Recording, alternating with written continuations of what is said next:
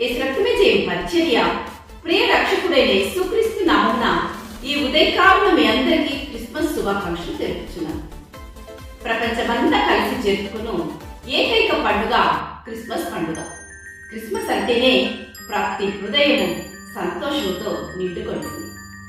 లూకా సువార్త 2వ అధ్యాయము 14వ వాక్యం ఇలా సెలవిస్తుంది. సర్వోన్నతమైన స్థలములు దేవునికి మహిమయు, ఆయనకు ఇష్టమైన మనుషులకు భూమి మీద సమాధానం కలుగుగా కానీ దేవునికి స్తోత్రము చేర్చుండేనని దేవుని వాక్యము సెలవిస్తుంది.